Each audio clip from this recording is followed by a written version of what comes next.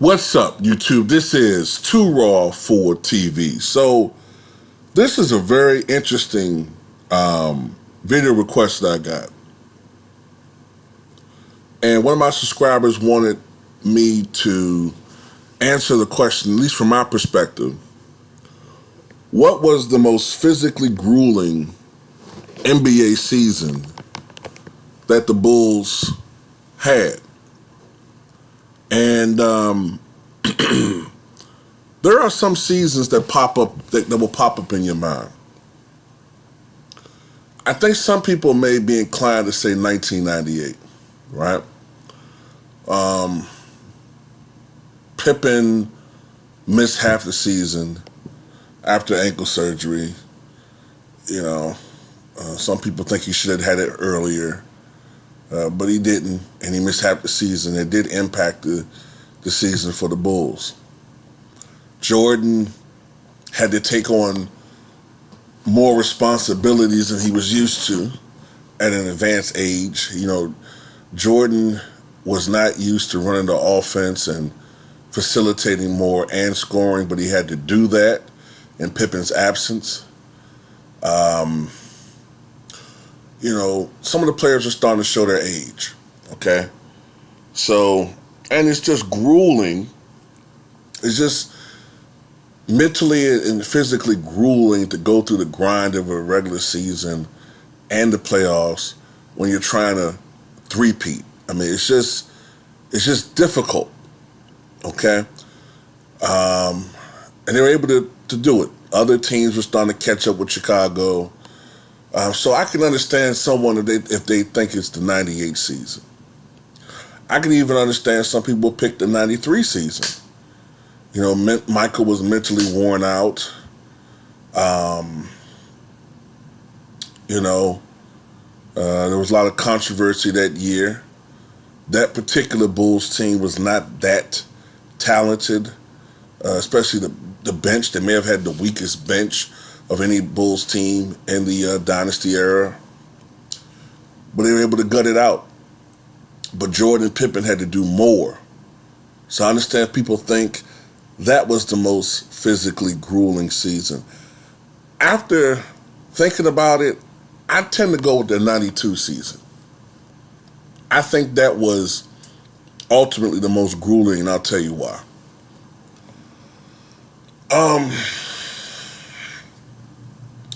Number one, it's very difficult, obviously, to repeat. It's difficult. And there was a lot of pressure on Michael Jordan and the Bulls to repeat, because had they not repeated as champions, then there'll be some people that will say, hey, well, all the critics who said that, hey, y'all only won a championship because the Pistons got old, whatever the fuck that means. You only won a championship because, Larry Bird in Boston, the Celtics, they had injuries. You only won a championship because Magic got sick. People who would have said that would have had more ammunition and people would have believed it. Aside from all of that, Michael himself wanted to be on that same pedestal as Magic and Bird. And, at that particular time, repeating was not something that had been done frequently. I mean, it seems more frequent now, but if you go back to 1992, between the Boston Celtics dynasty in that time period, the only team to repeat as champions were the Showtime Lakers and the Pistons. That was it. So it was difficult. Bird never repeated in the Celtics. So that would put him on a different pedestal. And just in general, repeating as an NBA champion is very difficult. Also, I think you have to keep in mind that this is before they truly did away with hand checking. Now, technically, in the rule books, they eliminated hand checking all the way back in 1979, 1980. But it was difficult to enforce. So hand checking pretty much stayed in the NBA game until around the mid-90s. So you still could hand check, you still could be physical with players. And some people feel like this was the Bulls' Achilles heel, physicality. You know, the Bulls were seen as a finesse team and that they struggled against teams that are more physical, the Pistons. So what I'm getting at is two of the more physical teams in the NBA at that time were the Knicks and Cleveland. And I might add, the Pacers were physical as well. So the Bulls were playing in a conference that was a lot more physical than I call the run and gun Western Conference. And this is when you started seeing more of a separation in styles of basketball. Those of you who grew up in the 90s will recall that the Eastern Conference was a lot more half-court basketball. It was becoming more half-court basketball. The game was a lot more physical. Whereas in the Western Conference, you know, teams like the Warriors and Phoenix, Denver, they were more run and gun, all right? So that's a factor. But the biggest factor is in the playoffs, that Bulls team had to go up against, in them semis, they had to go up against a Knicks team that many people thought that they were going to beat, dispatch of easily, 4-1, 4-0. That series wound up going 7 games. Many people will tell you that Knicks team had the greatest perimeter defense, potentially, of any team in NBA history. And I'm not exaggerating when I say that. That was a team that had Gerald Wilkins, John Starks. That's a team that had, if I'm not mistaken, I think Darrell Walker was on that roster. Rolando Blackman. You had a prime Charles Oakley. You had Xavier McDaniel. You had a young Anthony Mason on that team. That was a very large, very strong, and very physical team. And their style of play was stymieing Chicago and getting to them, all right? And it was a bruising type of basketball.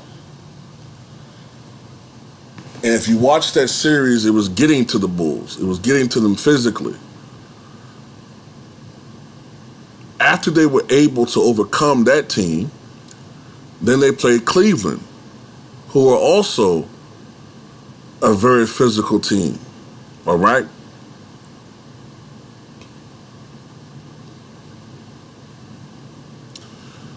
Then, in the finals, while they did easily dispatch of Portland in 6 games, what happened afterwards? Just a couple of months after winning a championship, what was it, 6 weeks afterwards, Michael Jordan and Scottie Pippen play in the Olympics. And this is after a grueling playoff where they played, 21, 22 playoff games. Then they play in the Olympics, which is adding more wear and tear on their body. All right? So you've been through the grind of a regular season. Then you play one of the most grueling playoff seasons of all times, and then you go and play in the Olympics. And I think this was especially grueling on Michael Jordan. Playing that much basketball in such a short amount of time, because if you recall, when we watched Michael the very next season, 92-93, he didn't look the same. Now, he still was a great scorer, leading the league in scoring 32.6 points per game. But if you remember watching him during that regular season, the year before that, Mike was still Mike. Occasionally, if not every game, at least once every other game, he'd go in the hole and dunk and was still playing like Mike. But in 92, 93, he was he was a little bit more boring. He wasn't driving nearly as much. He seemed to be going through the motions in some games. He was more or less just becoming a jump shooter. And a lot of that had to do with fatigue. A lot of it, in retrospect, he admits that he was physically tired. And then what happened? We find out that Michael Jordan was thinking about retiring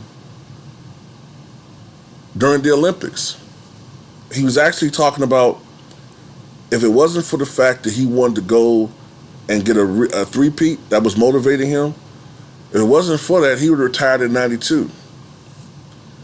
And he talked about how he was mentally and physically fatigued. So, in hindsight, I do think the 91-92 campaign was the most physical overall for the Bulls. If not the Bulls, then Michael Jordan. I think it was the most physically draining season, the 91-92 season. Partly because of the teams they played against, the mental fatigue, and then the Olympics. I think that had a toll on him as well. So anyway, that's my take on it, man. But tell me what you guys think.